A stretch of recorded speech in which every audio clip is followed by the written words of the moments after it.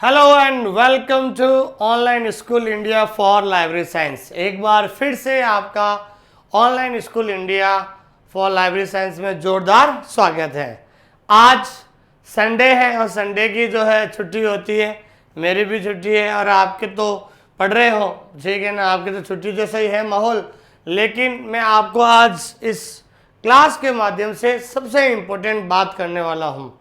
Important बात ये है कि आज तारीख हो गई आपके 10 तारीख हो गई आज से आपके पास सिर्फ 2 महीने हैं। कितने महीने हैं? 2 महीने हैं।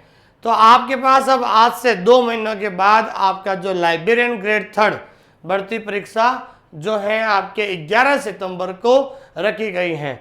कुछ लोग मैसेज करते हैं वैकेंसी, ये डेट आगे जाएगी कि नहीं जाएगी, उससे कोई मतलब नहीं है। आपको सिर्फ आज से आपके पास 2 महीने अर्थात 60 दिन है। तो 60 दिन के अंदर आपको जो करना है वो कर लीजिए। मेरा मानना है कि आप सभी लोग जो हैं 2 महीने तक सब कुछ छोड़ छाड़ कर करीबन आपकी जो सिटिंग है, आपकी जो बैठने की क्षमता है, ठीक है ना, बैठने की व्यवस्था है, वो करीबन मैं पहले अभी 4 दिन पहले कहा था, मैंने कहा 8 घंटे पढ़ो। अब आप जो है 2 घंटे और बढ़ा दीजिए। करीबन आपकी जो रोज की सिटिंग है वो 10 घंटे होने चाहिए, कम से कम 10 घंटे होने चाहिए। और 15 दिन के बाद इसको आप 12 घंटा बढ़ाओ। फिर जैसे ही आपको लगता है कि हम एग्जाम्स का 1 महीना रहा है तो आप करीबन 14 घंटा सिटिंग बैठाओ। करना कुछ नहीं है, 2 चीजें जिंदगी में उतार लेना आप। एक तो जो चीज आपके पास पड़ी है उसका बार बार रिवीजन करो। टाइम मैनेजमेंट के हिसाब से फिक्स टाइम को बांट लीजिए। आप मुझे 1 घंटा ये पढ़ना, 1 घंटा ये पढ़ना, 1 घंटा ये पढ़ना। सारे सब्जेक्ट को आपको साथ में रख कर चलना है। सबसे पहली बात तो है टाइम मैनेजमेंट कर लीजिए आप। दूसरी सबसे बड़ी बात है कि आपको जो चीज़ें आपके रजिस्टर में, जो चीज़ें मैं आपको पढ़ा रहा हूँ उनको रजिस्टर में आप लिख लीजिए, उसी का ही बार बार रिविजन कर लीजिए, ठीक है ना। तो एक बार आपने जो भी हमारा ऑनलाइन स्कूल इंडिया ऐप है, जैसे मान लीजिए आपके यूनिट 1 है, तो आपने यूनिट 1 का जो है सारा मैटर आपने रजिस्टर में उतार लिया है ना। तो आपको करना क्या है कि एक बार वीडियो देख ले, उतार लिया, उतारने के बाद अब उसी मैटर को बार बार आपको पढ़ना। जब आपको लगता है कि मैंने पहला यूनिट का सारे टॉपिक मुझे पढ़ लिया है, मैंने सारे कुछ याद हो गया है, तब आपको वापस ऑनलाइन स्कूल इंडिया ऐप के अंदर जाना है। ऐप के अंदर ध्यान रखना, यूनिट 1 के नीचे जो मैंने टेस्ट सीरीज उपलब्ध कराई है, ध्यान दीजिए, जो मैंने टेस्ट सीरीज दी है यूनिट 1 के नीचे, उस सारे टेस्ट सीरीज को आप क्या कीजिए और जो है टेस्ट सीरीज में जाकर उनका टेस्ट दीजिए। क्या दीजिए आप? टेस्ट दीजिए। मान लो किसी टेस्ट के अंदर, ठीक है, 6-7 टेस्ट सीरीज है, मान लो किसी टेस्ट के अंदर 30 सवाल है और आराम से पढ़कर उनका टेस्ट दीजिए और लास्ट में जाकर सबमिट कीजिए। क्या कीजिए? सबमिट। कई बार कुछ बच्चे 2-4 क्वेश्चन करके फिर एकदम बाहर आ जाते हैं, इसलिए ऐसा नहीं है। सारे पूरे टेस्ट देकर आप टेस्ट दीजिए। मान लो आपने 30 क्वेश्चन अटेंड किए पूरे, मान लो आपके 25 तो क्या हो गया भाई? राइट हो गए। क्या हो गए? राइट। और 5 सवाल क्या हो गए? आपके गलत हो गए।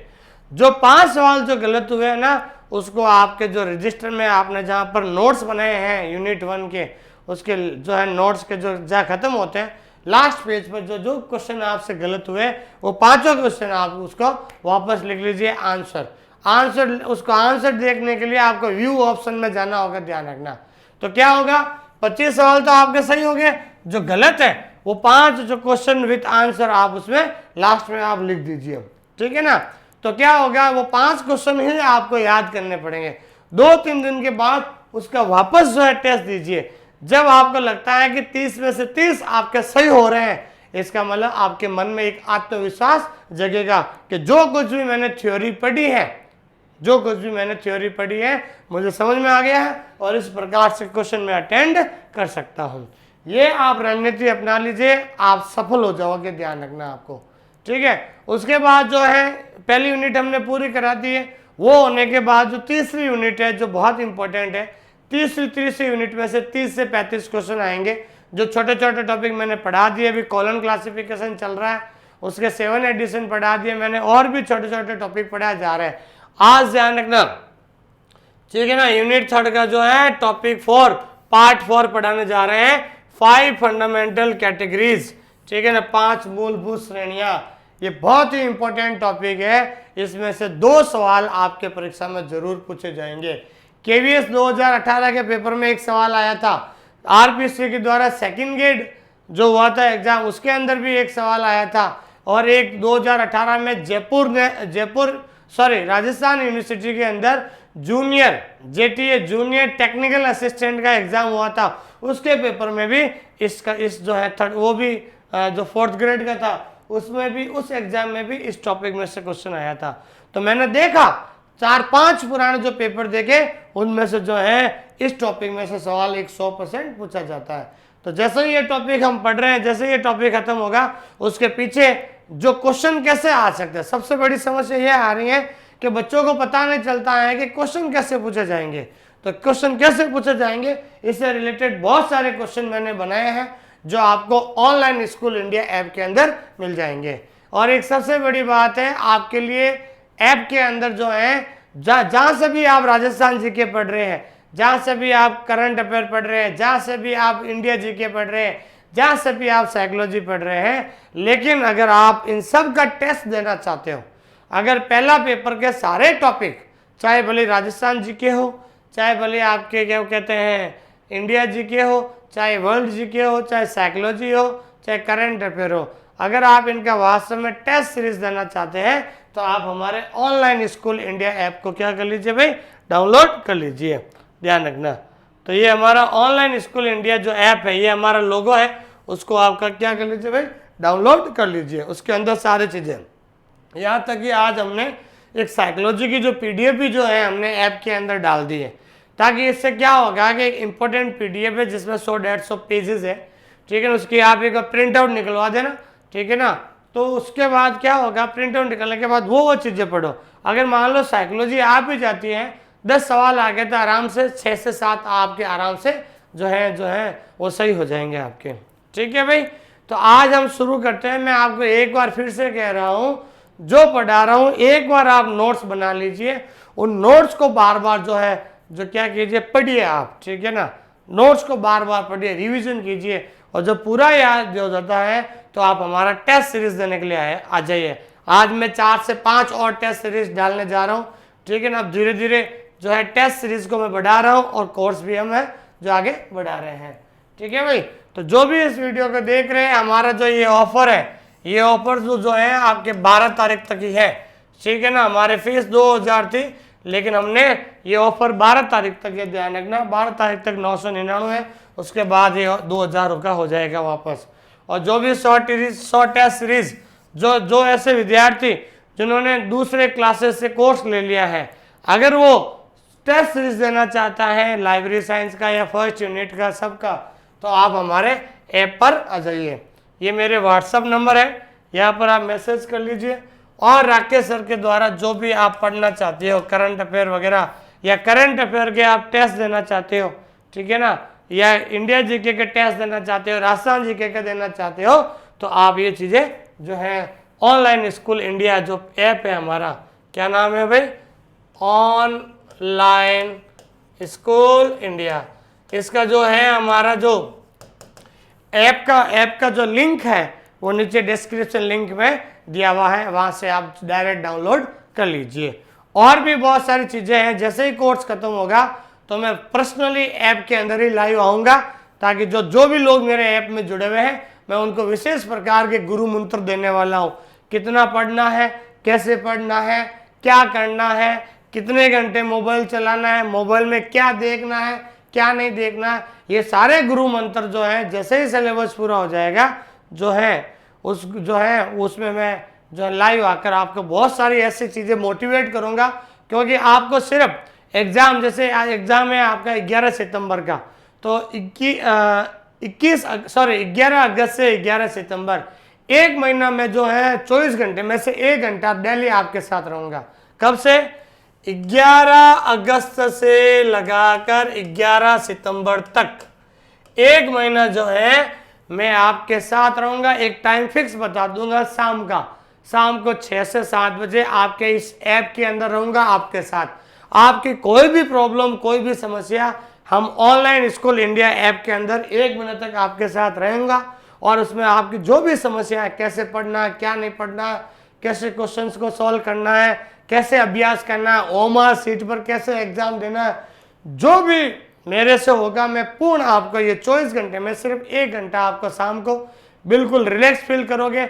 ऐसी बहुत सारी चीज़ें जो मैं आपको बताऊंगा, ताकि मैं चाहता हूं कि जो लोग मेरे से जुड़े हुए हैं उनका 100% सिलेक्शन हो, और भी चीज़ें उसके अंदर बताने वाले हैं। ठीक है, तो आइए हम शुरुआत करते हैं। ठीक है, आज जो है अभी तक जो हमारा ये सिलेबस है, इसमें सबसे पहले टॉपिक हमने पढ़ा था spices of library classification. Spices का मतलब होता है पुस्तकालय वर्गीकरण की प्रजातियां। ठीक है, दूसरा हमने पढ़ा था general theory of library science. ठीक है ना, पुस्तकालय वर्गीकरण के सामान्य सिद्धांत। जनरल थ्योरी का मतलब क्या होता है भाई, सामान्य सिद्धांत। ये दूसरा टॉपिक पढ़ा। फिर हमने ये पहला, फिर हमने पढ़ा था ये सिद्धांत। ठीक है ना भाई, कैनन ऑफ 43 उपसूत्रों के सिद्धांत है, पक्ष अनुक्रम के सिद्धांत है, सहायक अनुक्रम के सिद्धांत। फिर हमने चौथा टॉपिक शुरू किया था सीसी। ठीक है, जो सीसी चल रहा है, अब सीसी के अंदर कॉलम क्लासिफिकेशन के 7 एडिशन पढ़ लिए। उसके बाद हमने फिर पढ़ा था 7 एडिशन के बाद कॉमन आइसोलेट पढ़ा था, कॉमन आइसोलेट पढ़ा था। फिर आज हम पढ़ने जा रहे हैं फंडामेंटल कैटेगरीज, 5 मूलभूत श्रेणियां। इसके बाद आज फिर हम उसके बाद पढ़ेंगे फेज रिलेशन के बारे में, और इन छोटे छोटे टॉपिकों को पढ़ेंगे ताकि आपको पता चलेगा कि वास्तव में क्वेश्चन परीक्षा में कैसे पूछे जाते हैं। समझ आ गया भाई? तो ये चीज अब सिलेबस के साथ साथ ये चीजें हैं, ध्यान दीजिए। अब ध्यान दीजिए, वेरी इंपॉर्टेंट टॉपिक मैं बता रहा हूं। इस टॉपिक में से आपके 2 सवाल जरूर पूछे जाएंगे। आरपीएससी सेकंड ग्रेड के अंदर भी आया था, जूनियर जेटीए एग्जाम जो है राजस्थान यूनिवर्सिटी का उसमें भी आया था, और केवीएस के अंदर भी आया था 2018 के अंदर। ऐसे इस टॉपिक में से मैंने बहुत सारे ऐसे क्वेश्चंस बनाए हैं जो आपकी परीक्षा में आने योग्य हैं। तो आइए हम शुरुआत करते हैं अपना अगला जो टॉपिक है, जिसका नाम है 5 फंडामेंटल कैटेगरीज, 5 मूलभूत श्रेणियां। ठीक है ना, 5 मूलभूत श्रेणियां, जिसके बारे में मैंने ऑलरेडी जिक्र किया था जब हमने कॉलम क्लासिफिकेशन के 7 एडिशन पढ़े थे। उसमें मैंने 5 जो मूलभूत श्रेणियों के बारे में बताया था। उसमें भी बताया था कि भाई कौन से एडिशन में 5 मूलभूत श्रेणियों की अवधारणा का विकास हुआ, या कौन से एडिशन में प्रत्येक मूलभूत श्रेणी के लिए अलग अलग योजक चिन्ह का प्रयोग हुआ था। ये चीज़ें मैंने बताई थी। तो अब आगे आए, अपन पूरा इसको शांति से पढ़ते हैं। तो डॉक्टर रंगानाथन ने 5 मूलभूत श्रेणियों का प्रतिपादन किया था, और 5 मूलभूत श्रेणी क्या कहलाता है, पीमेस्ट कहलाता है। क्या कहलाते हैं भाई, पीमेस्ट कहलाते हैं। पी का मतलब क्या हो गया, पर्सनालिटी, और हिंदी में इसको क्या कहते हैं भाई, व्यक्तित्व। क्या कहते हैं, व्यक्तित्व। मैटर का मतलब क्या होता है भाई, पदार्थ। क्या होता है भाई, पदार्थ। और एनर्जी का मतलब क्या हो गया, ऊर्जा। क्या हो गया, ऊर्जा। स्पेस का मतलब क्या हो गया, स्थान। और टाइम का मतलब क्या हो गया, काल या समय भी कह सकते हैं। ठीक है ना भाई, ये हो गया आपके सिंबल फॉर फैसेट हो गया।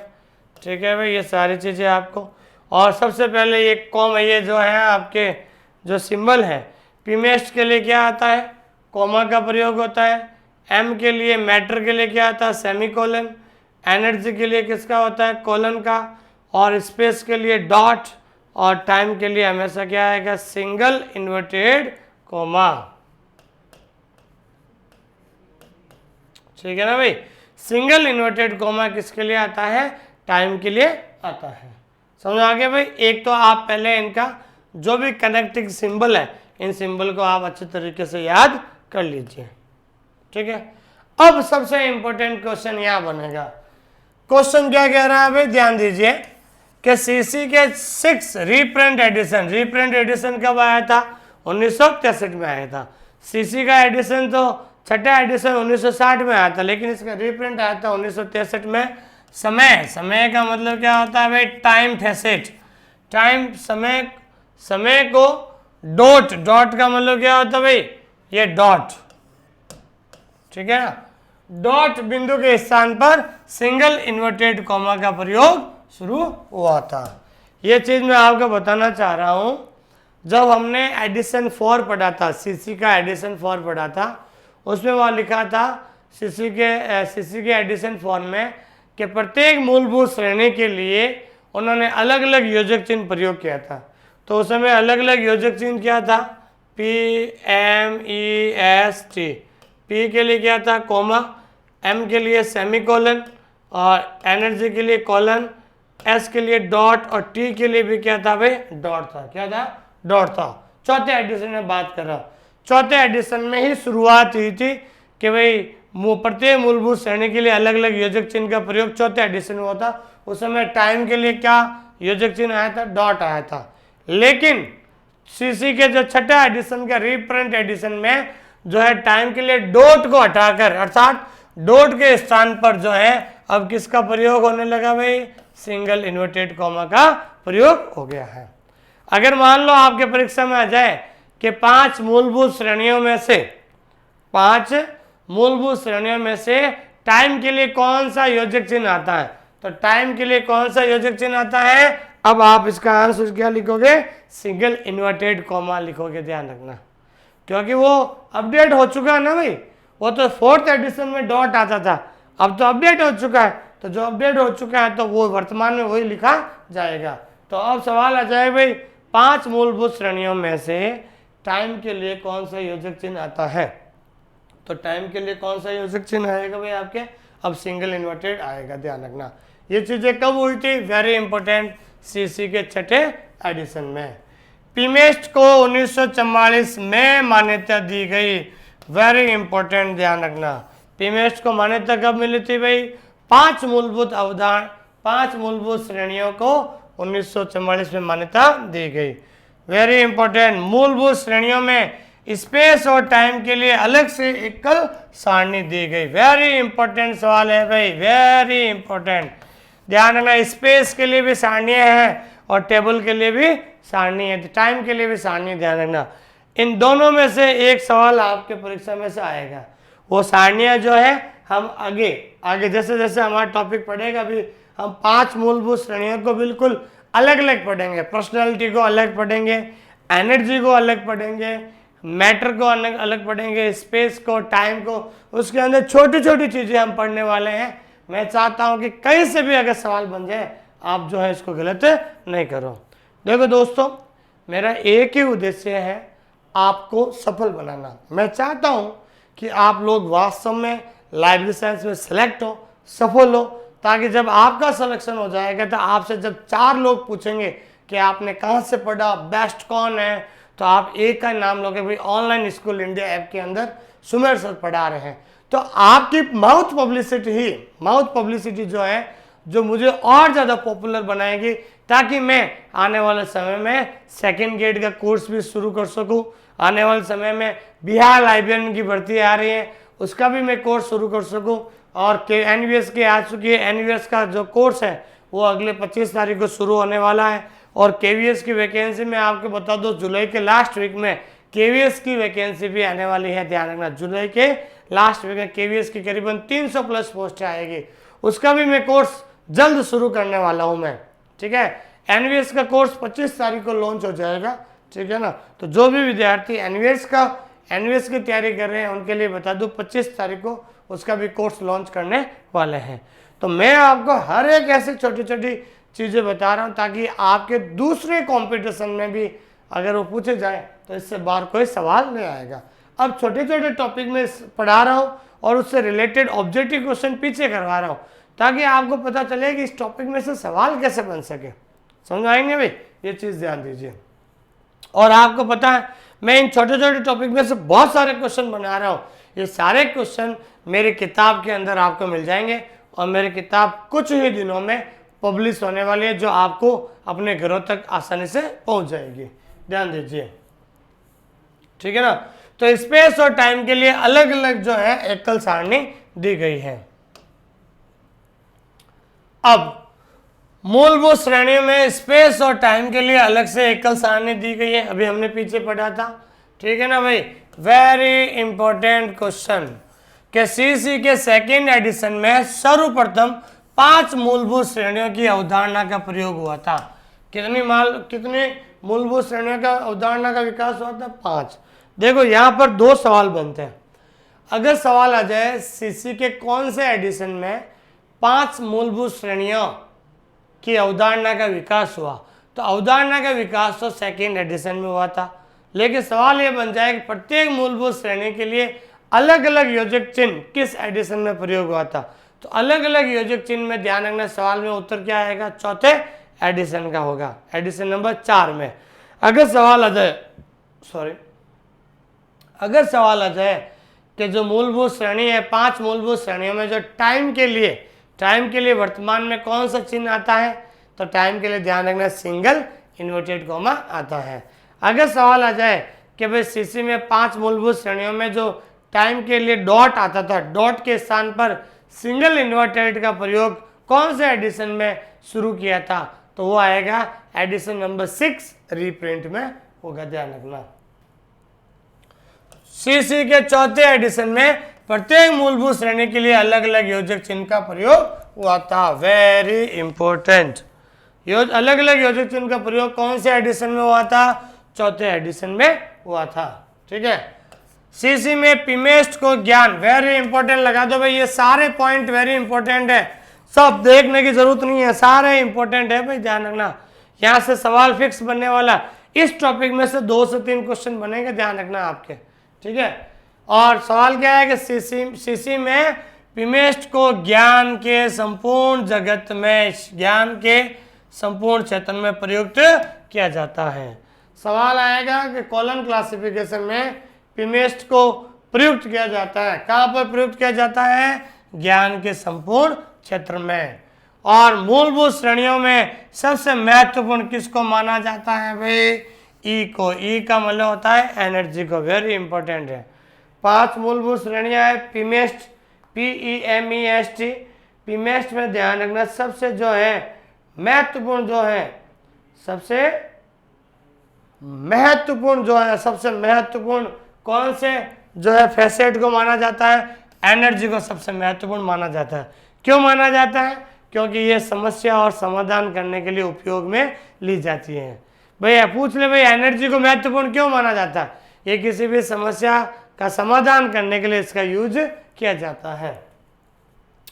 मूलभूत श्रेणियों में से स्पेस और टाइम स्वतंत्र श्रेणियां जो किसी मेन क्लास के साथ प्रयोग की जाती हैं। ये 5 जो है श्रेणियां, इसमें से स्पेस और टाइम ऐसी श्रेणियां हैं जो किसी भी मेन क्लास का मतलब होता है मुख्य वर्ग, उसके साथ प्रयोग की जा सकती है। सीसी में पिमेस्ट को मेन क्लास के अंतर्गत, मेन क्लास का मतलब क्या होता है? वेरी इंपॉर्टेंट लगा दीजिए भाई इसको, ठीक है ना। सीसी में पिमेस्ट को मेन क्लास के अंतर्गत प्रयोग किया जाता है। अगर वहां आ जाए भाई, सवाल क्या बनेगा? सीसी में पिमेस्ट को किसके अंतर्गत प्रयोग किया जाता है, तो किसके अंतर्गत, तो मेन क्लास हो जाएगा। लेकिन वहां पूछ रहे सीसी में पिमेस्ट को प्रयुक्त किया जाता है, तो ज्ञान के संपूर्ण क्षेत्र में प्रयुक्त किया जाता है। के अंतर्गत पूछ ले तो के अंतर्गत में क्या आएगा? मेन क्लास के अंतर्गत प्रयोग किया जाता है, और पिमेस्ट को ज्ञान के संपूर्ण क्षेत्र में प्रयुक्त किया जाता है।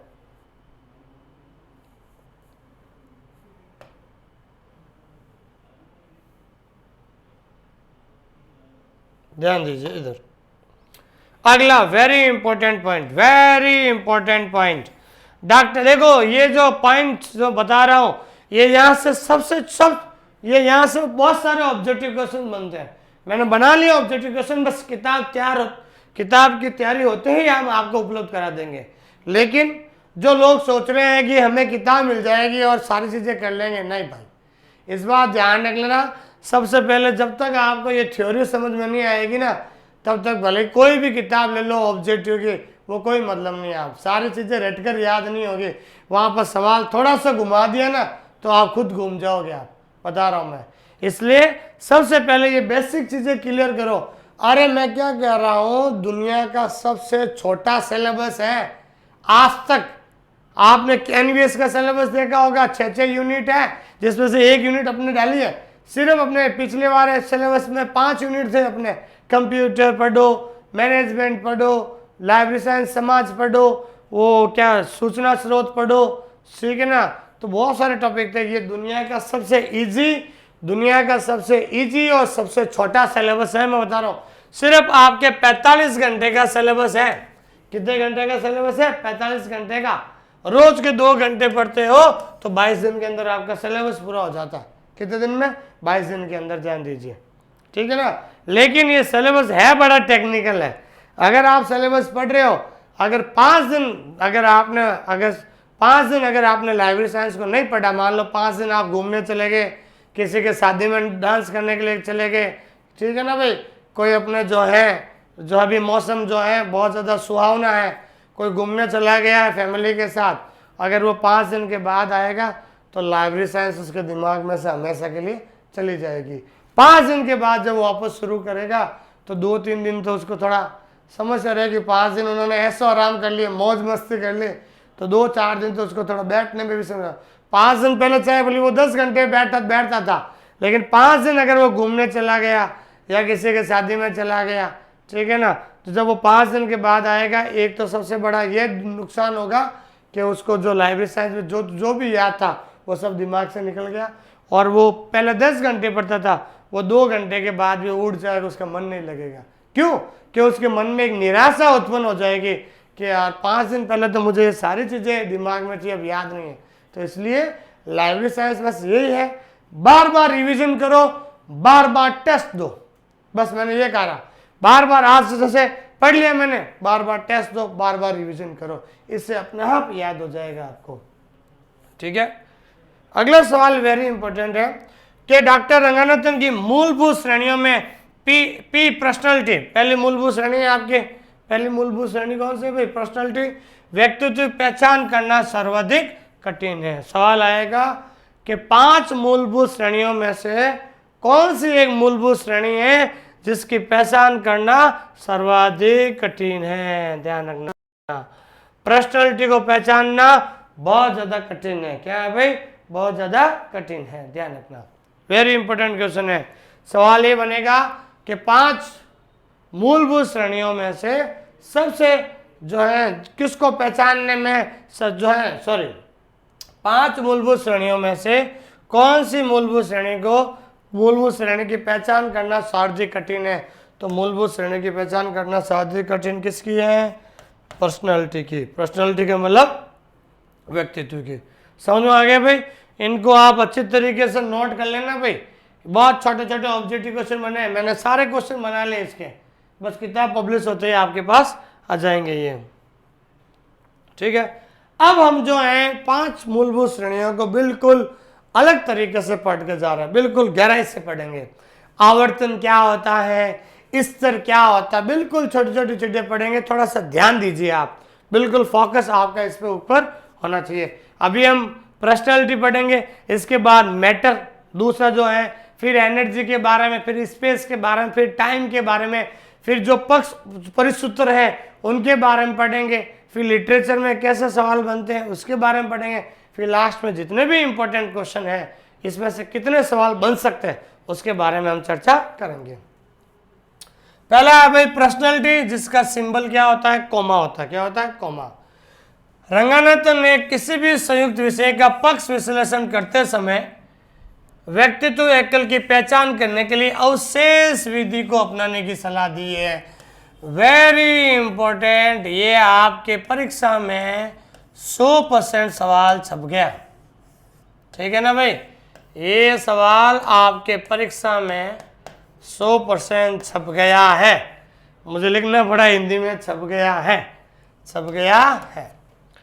सवाल क्या आएगा? ध्यान रखना कि सवाल ये आएगा कि भाई रंगानाथन ने व्यक्तित्व की पहचान करने के लिए, मैंने क्या कहा था कि 5 मूलभूत श्रेणियों में से कौन सी मूलभूत श्रेणी को पहचानना सर्वाधिक कठिन है। तो पहचानना सर्वाधिक कठिन किसका है भाई? व्यक्तित्व को।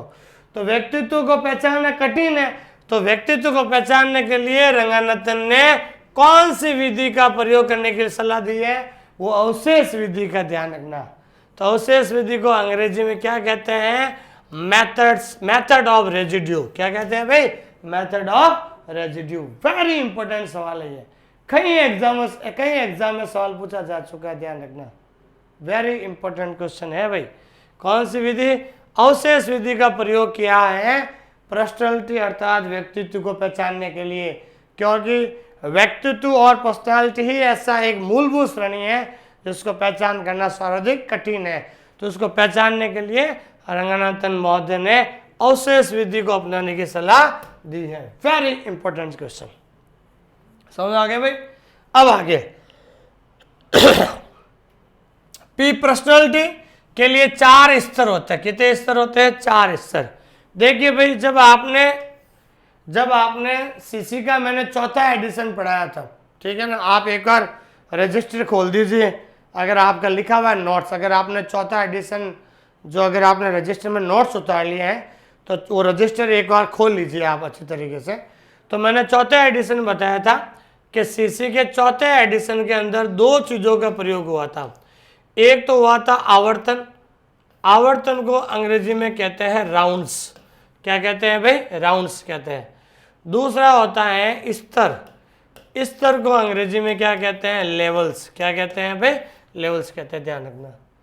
तो आवर्तन और स्तर का जो प्रयोग है वो चौथे एडिशन में हुआ था, ठीक है भाई। तो पहला इसमें यही बता रहा हूं कि पर्सनालिटी के कितने स्तर होते हैं? 4 स्तर होते हैं, जबकि पर्सनालिटी के लिए आवर्तन कितने होते हैं? 3 आवर्तन है। अब ये आवर्तन कैसे, आवर्तन क्या है, ध्यान दीजिए। अब ये आवर्तन क्या होता है और स्तर क्या होता है, कैसे पता चलेगा? तो मैं आपको बता दूं, आवर्तन और स्तर में ध्यान रखना, एक वर्ड याद रखना, आवर्तन। आवर्तन का मतलब होता है आगे। आवर्तन का क्या? आ से मतलब होता है आगे। आवर्तन का मतलब आगे और स्तर का मतलब पीछे, ठीक है ना। जब ध्यान रखना काउंटिंग, काउंटिंग का मतलब होता है गिनती, ठीक है ना भाई। क्या कहते हैं इसको? गिनती। गिनती समझ गए? 1 2 3 4 5 ये गिनती होती है, और अंग्रेजी में क्या कहते हैं? काउंटिंग। जब ध्यान है आवर्तन में हमेशा जो ये गिनती है वो हमेशा आगे आती है। कहाँ आती है? आगे। जैसे पर्सनालिटी के कितने स्तर होते हैं? 3 स्तर होते हैं। पी, फिर उसके बाद क्या आएगा? 2P, और फिर क्या आएगा? 3P। 3 ही आवर्तन होते हैं। तो ध्यान रखना आवर्तन में हमेशा ये गिनती है वो आगे आती है। कहाँ आती है? आगे आती है। कहाँ आती है भाई? आगे आती है। जबकि स्तर में जो गिनती है वो पीछे आती है, 1 2 3 और 4। समझ आ गया भाई आपको? एक बार फिर से मैं समझाता हूं, आवर्तन और स्तर में कैसे पता लगाओगे। आवर्तन में जो गिनती है ना, आवर्तन का मतलब होता है आगे। आवर्तन में जो आवर्तन का मतलब होता है आगे, जो आवर्तन में जो गिनती है वो आगे आएगी। जैसे पर्सनालिटी के 3 आवर्तन होते हैं, तो आवर्तन में ध्यान रखना आवर्तन में हमेशा क्या आएगा? आगे आएगा, ठीक है ना। 2 3 ये गिनती आगे आगे, जबकि स्तर में गिनती पीछे आती है, 1 2 पीछे मतलब P के बाद आती है, P2 P3 P4, जबकि आवर्तन में आगे आएगी 2P 3P ये सारी चीज़ें। समझ आ गए भाई यहाँ तक? तो ध्यान रखना, सवाल पूछ सकते हैं पर्सनालिटी में कितने स्तर होते हैं? 4 स्तर होते हैं। स्तर आते ही दिमाग में क्या आएगा कि आवर्तन आगे आता है, स्तर का मतलब पीछे आता है। तो आप खुद बना सकते हो P1 P2 P3 और P4।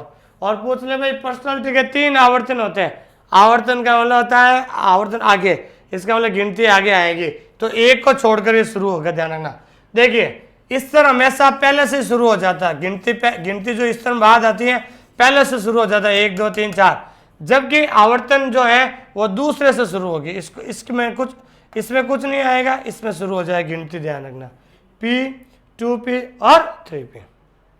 समझ में आ गया आपको? आवर्तन का मतलब होता है आगे, जब गिनती आगे आ जाती है, काउंटिंग आगे आती है, देखो 2P 3P आगे आ जाएगी। इस स्तर में गिनती पीछे आती है, पीछे का मतलब P1 P2 ये गिनती बाद में आती है। ध्यान रखना पक्ष के बाद आती है, देखो गिनती हमेशा पक्ष के बाद आएगी इस स्तर में, लेकिन और आवर्तन में आगे आएगी, ये पक्ष के पहले आती है हमेशा। आगे मतलब पक्ष से पहले, पक्ष के आगे आती है गिनती। ध्यान रखना। तो पर्सनालिटी के 4 स्तर होते हैं और पर्सनालिटी के 3 आवर्तन होते हैं, ठीक है भाई। 3 आवर्तन कहते हैं, आवर्तन का मतलब आगे, शुरू में तो नहीं आएगा, तो P 2P और 3P, लेकिन स्तर कहते हैं 4 स्तर होते हैं, तो क्या हो जाएगा P1 स्तर मतलब पीछे, गिनती पीछे बाद में आएगी, P1 P2 P3 और P4। इसको अच्छी तरह से याद कर लीजिएगा।